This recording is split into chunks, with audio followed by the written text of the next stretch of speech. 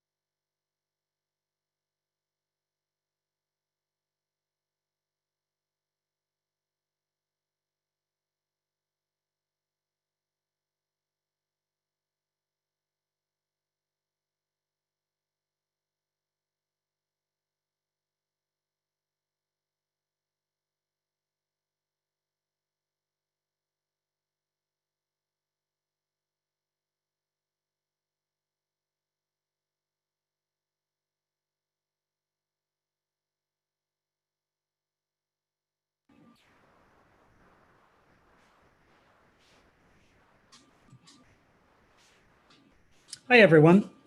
I'm Greg Gerson, and I'm the Executive Director of the Aspen Institute's Energy and Environment Program. Thanks to everyone for joining our conversation with today's installation of our Innovators, a Virtual Exchange of Ideas series. In a moment, I'll introduce today's innovator, and Elliot Gerson, Executive Vice President of the Aspen Institute for Policy and Programs, who will moderate today's discussion. I want you to also mark your calendar because on Thursday, July 9th at 2 p.m., we'll be talking with some innovators in sustainable finance. So first, I want to mention an exciting announcement that the Aspen Institute made yesterday, which is that as of June 1st, we've switched our campus in Aspen over to 100% clean electricity through Holy Cross Energy. This will reduce our electricity carbon footprint in Aspen by 59%. And the best part is that we're paying less for this electricity and saving money in the process. As we talk about the clean energy transition, it's becoming more clear every year that doing things like switching to no emissions electricity is not only the right choice for the environment, but it's also the right choice economically. So you can see more information on that on the Aspen Institute's website. Elliot's going to have a short conversation with our innovator, followed by some Q&A for those who tuned in. So if you have some questions, please submit them through the Q&A feature at the bottom or the top of your screen. This week, we're going to be talking to Gina McCarthy, President and CEO of the Natural Resources Defense Council, and former administrator of the Environmental Protection Agency under President Barack Obama. Before she started at NRDC earlier this year, Gina served as a professor of practice of public health in the Department of Environmental Health at the Harvard T.H. Chan School of Public Health, and she currently serves as the chair of the board of advisors at the Harvard Center for Climate, Health, and the Global Environment. Welcome, Gina, and I turn it over to you, Elliot. Thank you. Thank you so much, Greg, and thank you so much for being with us, Gina. We're delighted that you look so healthy in Boston, and we appreciate all your time with us today. You know, before we turn to more climate and energy and health specific topics, I wonder if you could just take a minute to address the lessons to be learned by the environmental community about what the past few weeks have revealed about racism and justice in the country. I think almost all conversations people have been having in the last few weeks, this is a critical element of it. And I wonder if you could just share your perspectives about that nexus and the lessons for environmentalists. Well, I'd be happy to, Elliot. I'm glad you asked this first. And let me, first of all, thank you and to thank Greg for inviting me today. It's a great opportunity for me to be here with the Aspen Institute. And so you do great work, and it's really awesome to get this opportunity to chat. And, one of the reasons why I'm grateful that you brought this up is because I think the issue of systemic racism is something that has been an issue that's been, sorely neglected for so long by myself as a white person and others. And we have to take responsibility for that. And we have to take responsibility to fix it.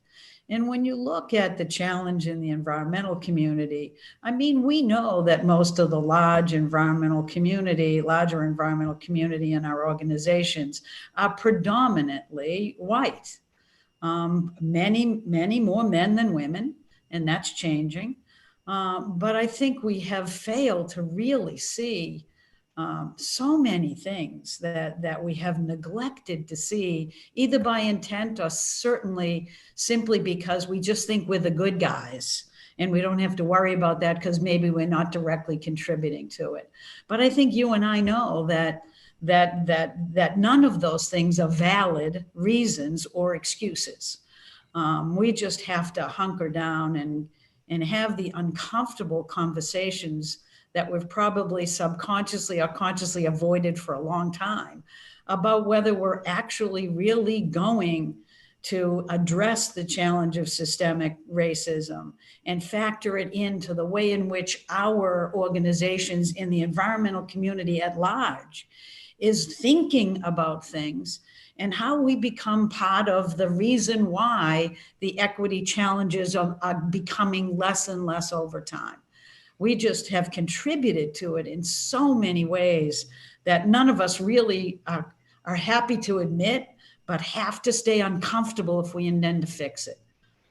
Gina, and I'm glad you think it's right to begin with this. And one example, you may have seen the piece in the New York Times just from the other week about climate change and its connection to pregnancy risks, with Black women being the most affected by that. And this, of course, is just one of many examples of how climate change, whether it's pollution or heat or air quality, have a disproportionate effect on minority communities. And research and studies that result in this kind of data are becoming increasingly available. So what do we do with this data? What are some of the key actions that we need to take, whether on a community level or through policy, to change this continuing and very depressing reality? Well, let me start by saying that, I've been thinking about this for a long time. Whether my thinking has been effective or enough is a totally different question. But, I when I was the EPA administrator under President Obama, I used to desperately try to make people understand a couple of things. One is that the Environmental Protection Agency was not and forgive me for framing it this way, the birds and bunnies agency. We were actually the agency that was trying to deliver clean air and clean water and safe places to live, and the kind of world that you want to in order to be healthy. And so I was constantly making the case that EPA was a public health agency. And in some ways it was to the chagrin of CDC, who thought they owned that area. But I did that because I felt like the issues, especially when they relate to climate, I felt like all of our messaging was so wrong on issues of climate, because when you talk about climate as a planetary problem, you sort of disengage the public from two things: their understanding that they can do something about it, that individual actions and collective actions matter, but also it made it as if it wasn't relevant to our everyday lives, which of course it is an existential problem, not only relevant, but whether we're going to exist. So I've started, after I left the administration, I continued to focus on the public health angle. I went to the Harvard School of Public Health. Now I went first to Harvard Kennedy School because everybody that leaves a Democratic administration tends to land there. And I happen to live up the street within biking distance, so I did the same. But in the fellowship, it was great, but I decided to land at the School of Public Health. And I started a small center called the Center for Climate Health and the Global Environment there. And it was all about explaining to people how you talk about science to make it relevant to normal human beings, how you stop talking about climate as a planetary problem and bring in the human issues. Because to me, investments in public health have been woefully inadequate. And our distinction between environment and public health is, to me, indistinguishable. It all matters. And so I've been trying to close that discussion. And that's what I'm trying to do at NRDC is, honestly, if we don't change the way we think and talk about things, then people will continually be surprised that climate change impacts hit African Americans harder than they hit everybody else, or that Latinos have 10 times the asthma rates of a white person or Caucasians in the US today. None of those things seem to be well communicated.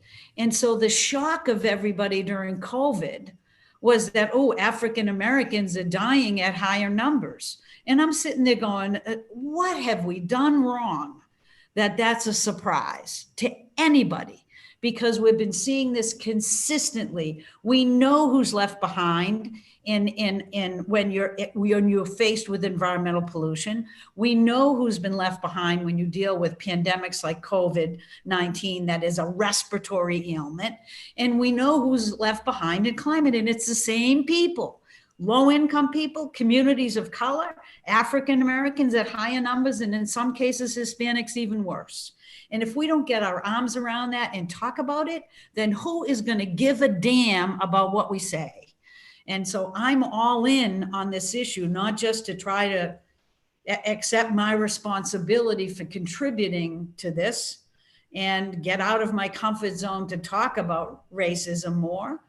But I think we need to totally revamp the way in which we talk about climate and make connections between climate and people and health and jobs and the economy, because it's all a systemic challenge. And of course, racism, and ensure that anything we do enhances our ability to be equitable and to be just.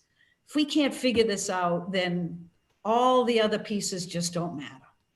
Well, hallelujah. And thank you for your passion and clarity on that.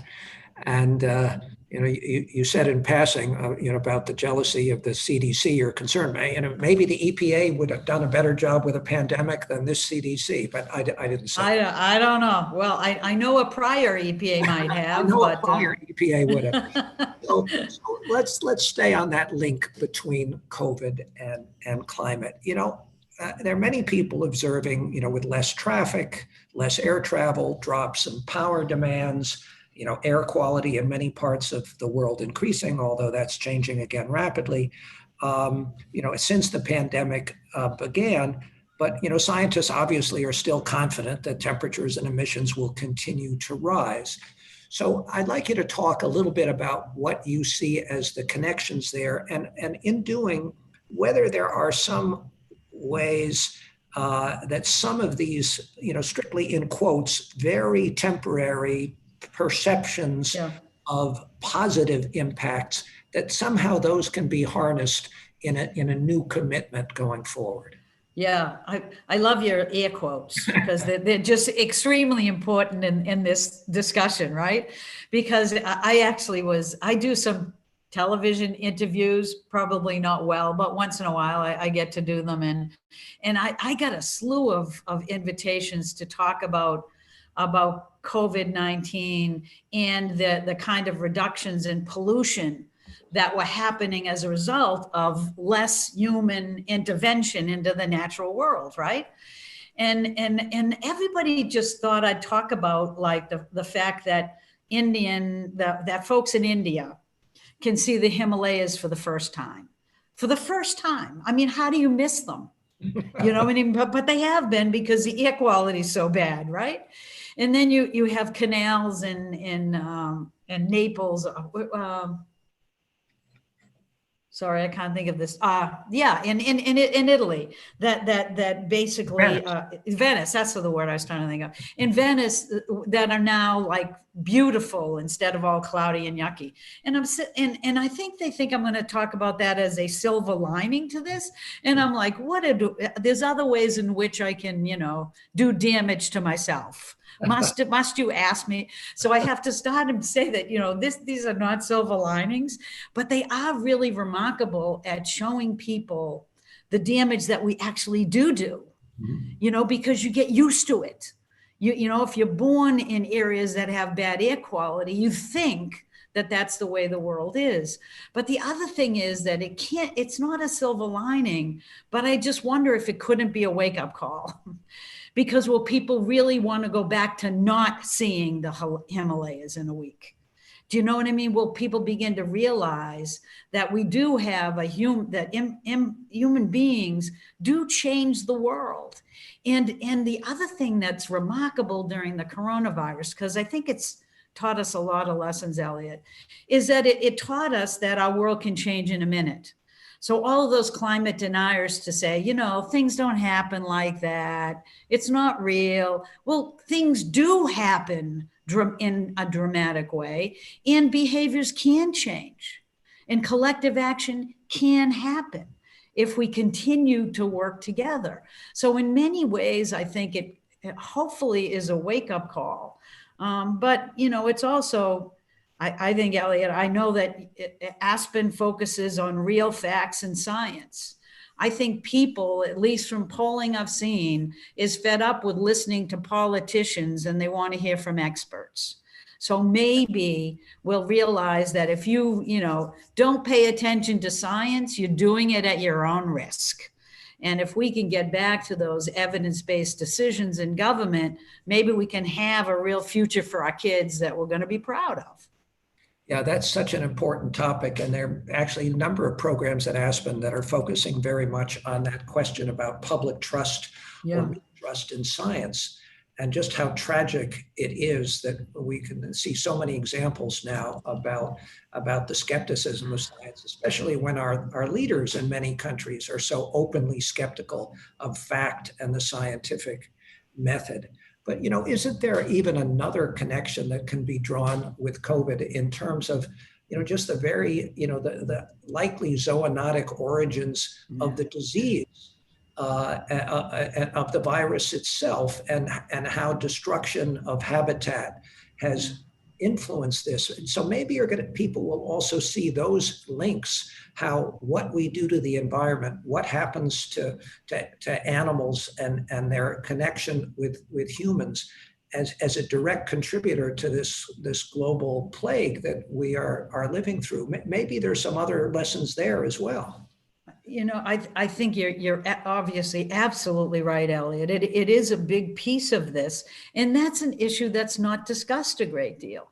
And people are not looking at the shifts in climate resulting in the shifts of where where species are located, that's making that interaction between human beings and species a lot different than it used to be, and in a way that human beings have not been able to biologically adapt. You know, part of all this is all these dramatic changes where human beings are sitting there pretty much changing over the course of centuries, not a couple of days, which is what today looks like, and being totally unprepared for it. But I think the challenge there, though, is that, you know, if you really look at this, you will realize that COVID-19 is the beginning, or shouldn't I say, it's probably not the beginning, but it's the first one that we can say with confidence has that connection. But the second question is, well, what's next and what's next and what's next? And part of the challenge that I try to face is, you know, I kind of want to be a hopeful person, because I don't think that people respond very well to being afraid. You know, we're not really good when we're locked in our homes and worried about what's coming next. And so while I agree with you that those connections need to be made, I think trying to get people to focus on what do we do about it at the same time, and trying to be helpful at putting it in context is going to be important, because otherwise I'll just be telling them, oh, well, wait till next one. Wait till the next pandemic hits. Well, maybe Gina, there's some lessons there too from what we've experienced recently. Obviously, the problems of structural racism and Yes.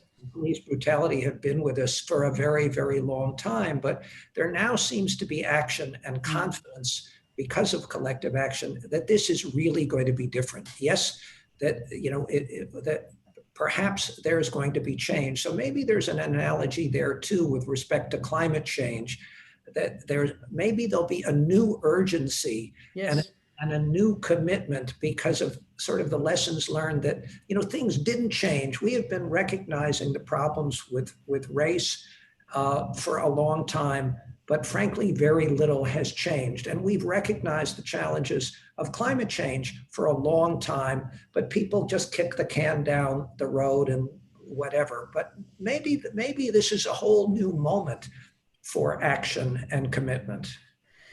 You know, Elliot, I'm with you. You know, even if we didn't want it, I think it's going to be. Even to those who don't want it, it has to be. And I think I'm pretty encouraged by that. The one reason why I think it won't go away, and that we really will address systemic racism, and we're going to fight and win on climate, is because of the young people. I just think they find us absolutely intolerable. Like we totally walked around the world without seeing anything for too many years, and we've got to change. So I am so excited about young people getting involved and engaged and demanding, because really the solutions available to us on climate, I think in many in healthcare, if we let it happen, the solutions available to us are tremendously good for all of us, and are being projected by those who don't want change to be negatives when they're all positives. You know, none of this, I would be so depressed if I thought that our only work on climate would cost us a fortune and put people out of work. In fact, the solutions available to us save us money and create jobs. And they've been creating jobs, you know, tens of times faster than the jobs we have in fossil fuels. So this is a real opportunity moment for change to happen. And I'm really loving the fact that we're under the gun right now, and that we have to be part of that change and embrace it, and not be so incremental and transactional in how we look at the work we do. Well, we'll come back to those clean energy points in just a minute, but you know, with summer upon us and even more extreme weather expected, what do you think that's going to mean for a nation grappling with a pandemic? And I might add, grappling less well than most other nations in the world at this point. It really is embarrassing, isn't it? It's disgraceful. I think that's the other big lesson, is leadership matters, you know, and that's a lesson for young people, I think, to think about, who have given up on democracy, is, you know, if you don't go and vote and you're passionate about these things, then you're wasting my time and you're wasting yours. And we have to have leaders that listen and are there for people, not the polluters. And that's the challenge I think we face. But there, I think, are real opportunities here for more lasting change. And so I think you're thinking about all the right things, but there needs to be a commitment for all of us to actually make sure that we're thinking about how democracies generally work. How do we engage people? How do we bring them into the game in hopeful ways? How do we think about real concrete solutions? How do we make it better for people today? Not just 20 years from now, we avoid something. These are things that are better for us today. And so I do think there are real opportunities today to make progress moving forward. But we can't let people think that you need to make sweeping change in our democracy rather than make our democracy work. Because what we're under right now is a situation where the US is not behaving and making decisions based on science, on what's best for people. And we've got to demand better than that, and we've got to vote for it. So let's get back to your points about clean energy. Yeah. And how and why will clean energy be, really a key to our recovery? And, in other words, what do solar panels and wind turbines have to do with fighting COVID-19? Well, COVID-19 will be exacerbated, as will other pandemics, by changes in climate. One of the things people need to understand, and I'm sure they do really, so we won't spend a lot of time on this, is COVID-19 is a respiratory ailment. And the challenge we face is that so many people already have weaknesses in their respiratory systems as a result of exposure to air pollution.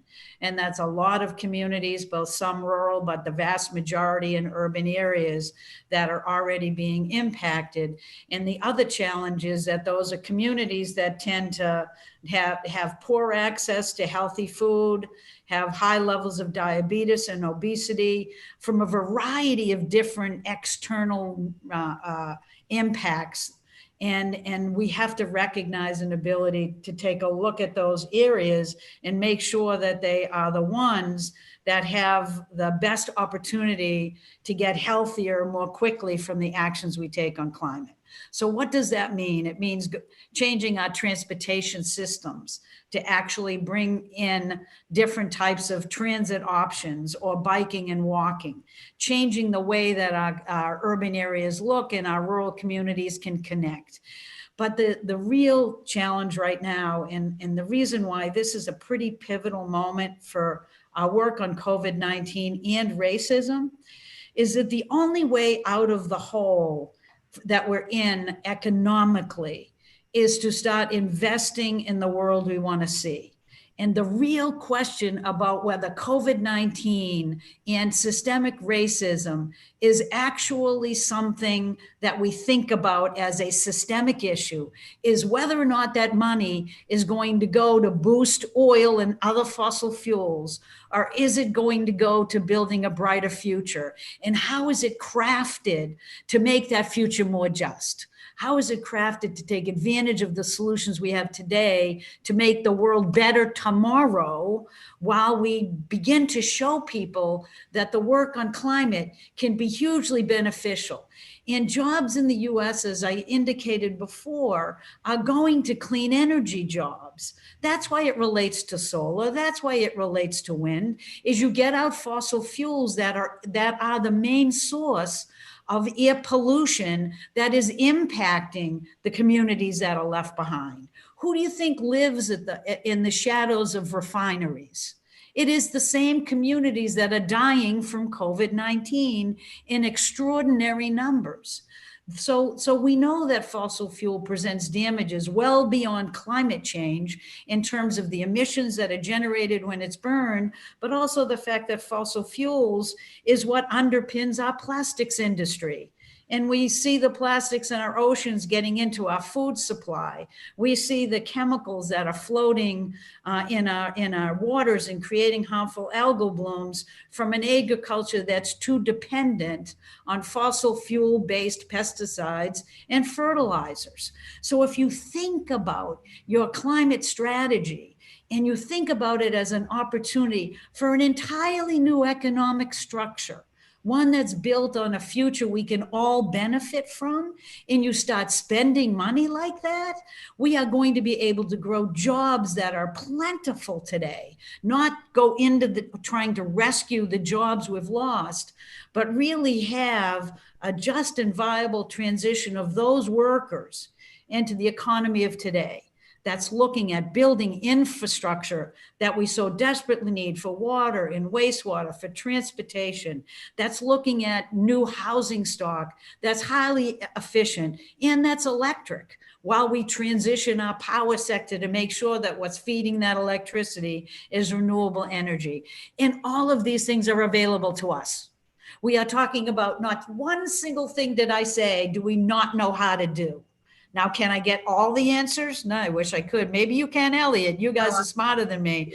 But for crying out loud, whether or not people learn the lessons from COVID-19 and its relationship with climate and with racial injustice is going to be all displayed when we see what Congress does with stimulus and recovery.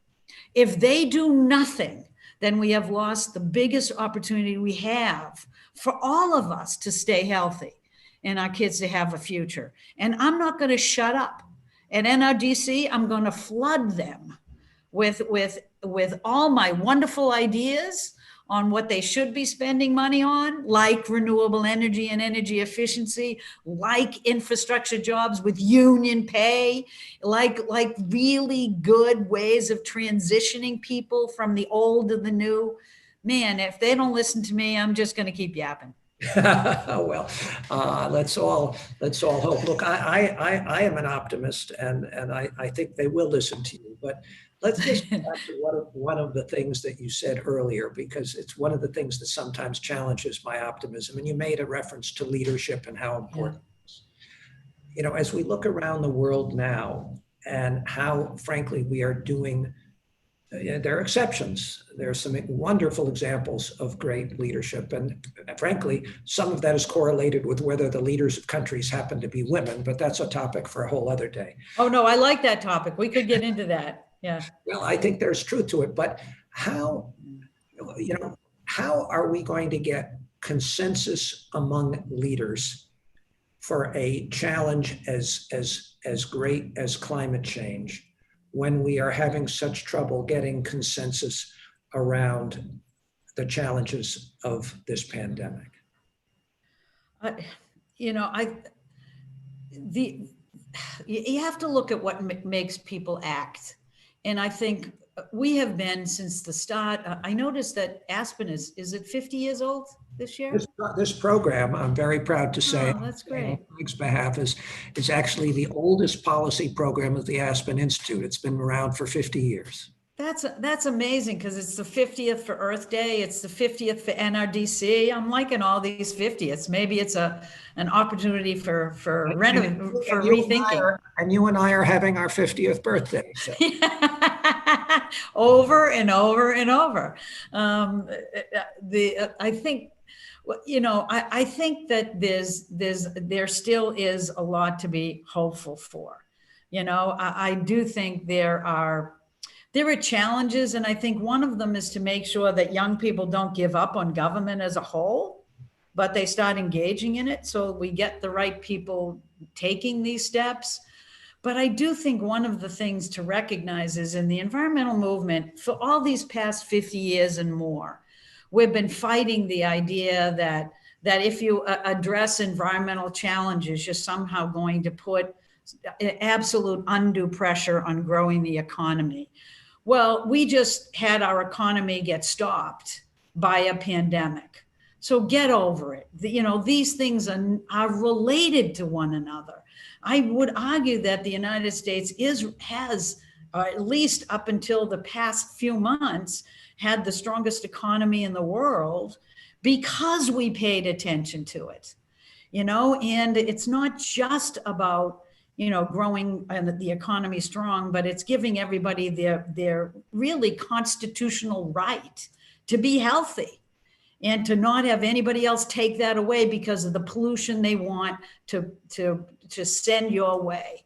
And so there's lots of reasons why I think these 50 years have been worth it and have shown us that we can make this case. So now the question is, can we make the case that further investments in the environment and in communities left behind, is that going to now not just be neutral or just a little bit better, but is that the key to the future? Is that what we have to do? Because I would argue that we now know that they're intimately related to one another. And we now know that our only way of growing jobs in the economy is to pay attention to the issues of climate change and the jobs and opportunities of today and tomorrow. And if they fail to do that, then they're selling out us, our work and our future. And we can't let that happen. But I do think that for the first time, I'm leading with jobs. I'm going to just keep hammering it because really that's what it's all about, right? Absolutely. And so I think we need to make the solutions relevant to the issues of equity and justice by pointing out the environmental damage, by talking about infrastructure so we can not just adapt but be more resilient, to talk about how we offer solutions that will clean the air up in a way that will help those communities that have been left behind, that are heavily polluted and most damaged, that are almost always people of color and low income. If we can talk like that, but in general, we're doing it because people need to work, we need jobs, and we need an economy that's strong. And if we can stop being on the defense and go on the offense, and I'm not suggesting, honestly, that people care more about money than their health. I don't believe that. I think they care about their health. But if we now know that these things are all intertwined and relevant, then let's make the damn economic case. Let's tell people to stop arguing and look at building the future we need. We have been, since this administration took office, we have done nothing but seed clean energy technology to other countries and let them kick our butts with it. I don't like it. I don't want it anymore. And if this administration doesn't, want to, I'm sorry, I almost said something a little bit crude. I'll avoid that. They need to, let's say, get their heads out of the clouds or something like that, and look at the real world and what we're facing. Woo! Someone else has got to do it. Well, with that restrained but an inspiring comment, I am going to pass things back to Greg because we have an extraordinary audience of passionate people who would love to have a chance to ask you questions as well. Great. So Greg, back to you. Thank you. Elliot, thank you. Thank you, Elliot. Gina, so we've got a number of questions from the audience that they would love to hear your answers to. The first one from Princess Powell is, I would love to know what youth can do to advocate for public health. Well, a lot of what they're already doing and more. You need to hold people accountable. First of all, I love the idea that climate change is, that we're arguing about climate change, but I actually think most of the people now understand that climate has changed and they're worried about it. The polling shows that. So I wouldn't spend a whole lot of time trying to convince deniers because I'm not sure they're convincible. Is that a word? Yeah, I think so. We're able to convince them. This is probably, but I would spend a lot of time talking about solutions. I think we just need to demand solutions now because they exist. I think one of the opportunity we have really right now to demand change in the world that will grow our economy and jobs is a great message for young people. You don't want to be strapped and leave college with no job to go to. So we need to talk about building jobs and clean energy. And you need to really hold the rest of us accountable. Take absolutely no prisoners. I don't care what people say. We do not need incremental solutions. We are not going to kill the economy if we act in an aggressive way. And we have no choice but to act aggressively if we pay attention to the science. And the last thing is, Greg, the key to all this is to vote. You know, nothing has told us that leadership is more important than the fiasco we're in with the coronavirus. And people need to remember that. And people need to vote for leaders who care about people much more than they care about polluters. And we do not have that right now, and we can. And kind of at the intersection of health and the economy and climate change, where do you see tribal nations fitting into the conversation? You know, one of the things that opened my eyes, I became EPA administrator. I went to EPA, I should say, at the beginning of the Obama administration. And then for the second term, I was the EPA administrator. And I came from working at the local and state level in Massachusetts and Connecticut. And as soon as you get that job, you realize, geez, I haven't seen anything. You know, you start, and tribal communities, indigenous communities have been so neglected and so damaged by the inability of this country to recognize that we are sitting on their land, and we have done nothing but try to exclude them from the ability to have healthy opportunities to live and to have their own culture and their own way of thinking respected. And I am always amazed that there are so many people, and not just in tribal lands, but in rural communities that have no water or wastewater, that do not have heat or air conditioning, that do not have employment. They're up at employment rates that the rest of us, even today, would find staggering. And that there's very little concerted effort to address those issues. And I think that's part of the systemic racism that we have seen for so long. So to me, the Obama administration did an amazing job at creating an effort to work with tribes across the US, but it was just a start. And so we have to continue to spend focused time to ensure that tribes that have an ability to live healthy lives and that they are respected and brought into the science arena in a way that allows their traditional ecological knowledge to integrate with the way in which we think about science. So we have a lot of work to do. And I think oftentimes if you don't go out and travel and look, you don't realize the thousands of human beings that simply don't have access to meet their fundamental human needs. And it's a disgrace, and it shouldn't happen in the wealthiest country in the world. Thank you. So here's another question. Given the fact that medicine relies on petroleum, things like transporting patients, manufacturing supplies and pharmaceuticals, what's the role for that sector in the future? And how would COVID response would have been different without that? Yeah, I mean, it's a good thing to step back and think about it, because I think many people think the issues around fossil fuels are all related to climate change, and they're not. There are many other things to think about, because we essentially live in a fossil fuel economy, and not just our power sector or our transportation sector, but the buildings, a lot of the products that we use, and the right pesticides, fertilizers, many of our cleaning products, and it's essentially our pharmaceuticals as well.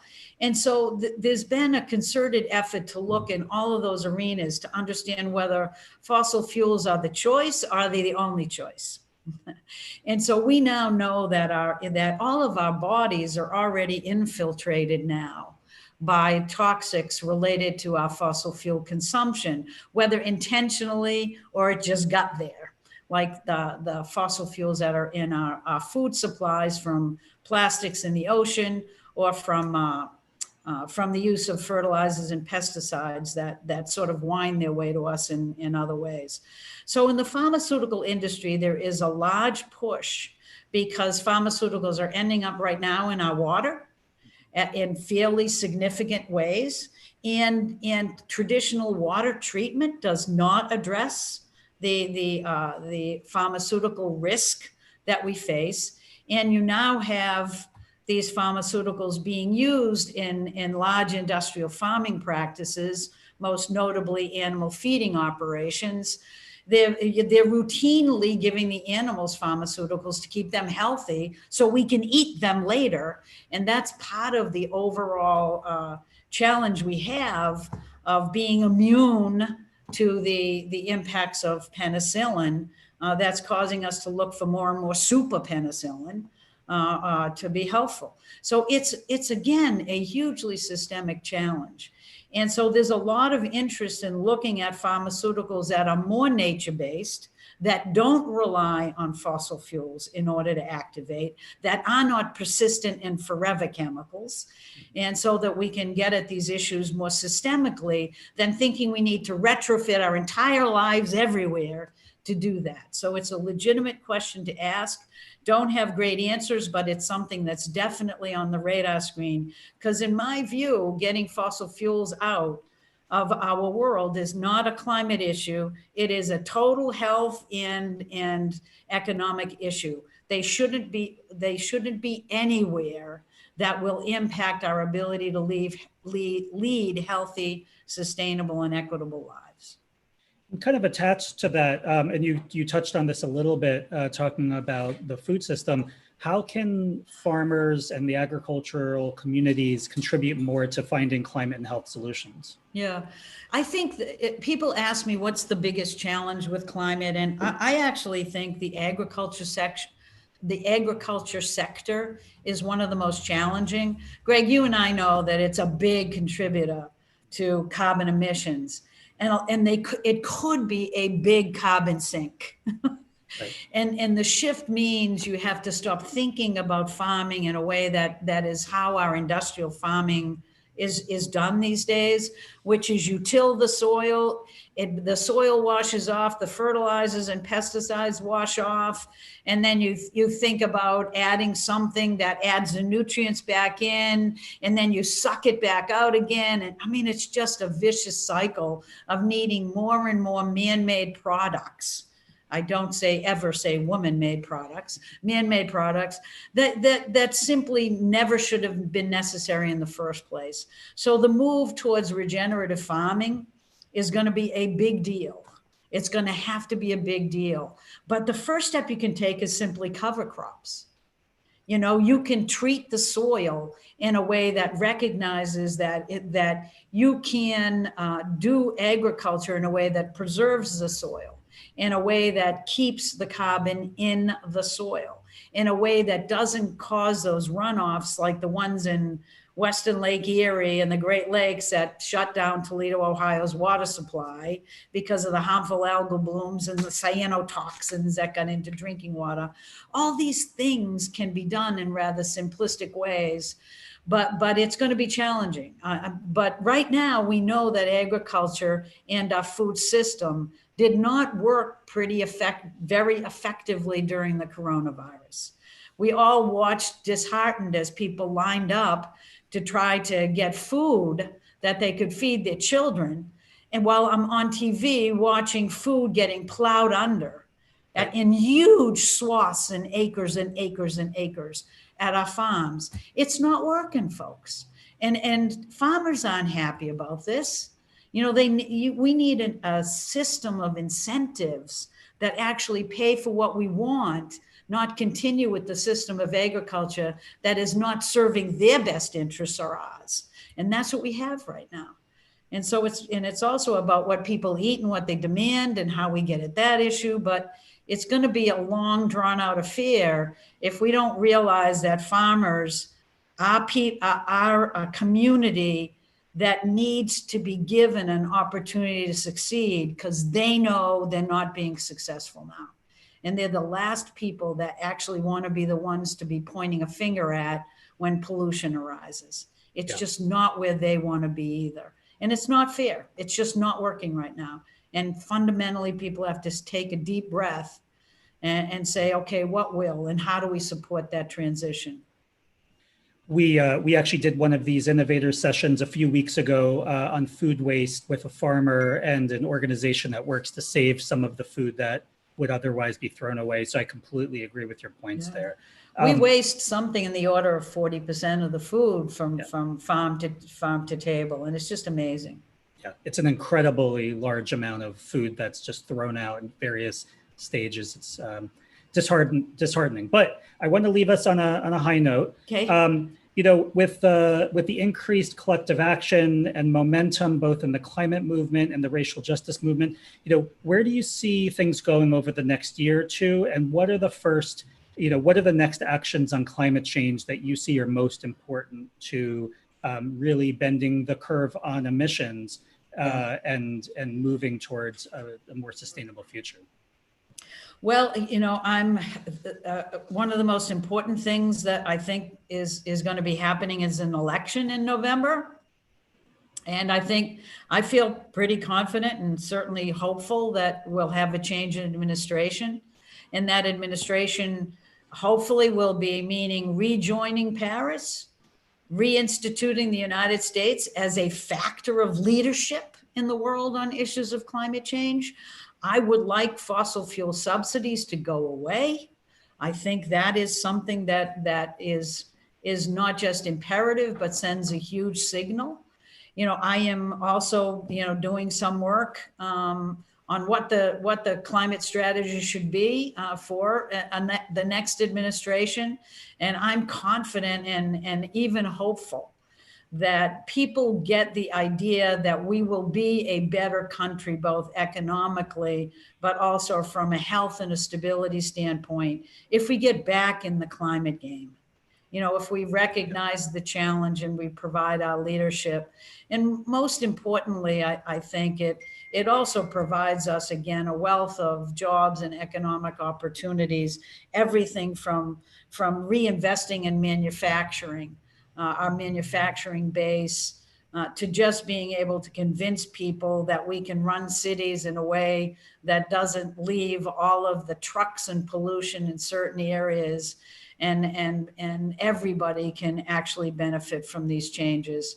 So I am pretty hopeful that the next administration will not just lead internationally, but recognize that our reliance on fossil fuels is not the future. And they'll be looking for opportunities to invest in infrastructure and bring jobs associated with that. But hopefully the biggest signal they can send is they recognize that systemic racism has sort of embedded itself in decisions that we make as a government in a way that is now obvious and shouldn't be tolerated. And so I'm looking forward to environmental justice communities being invested in again.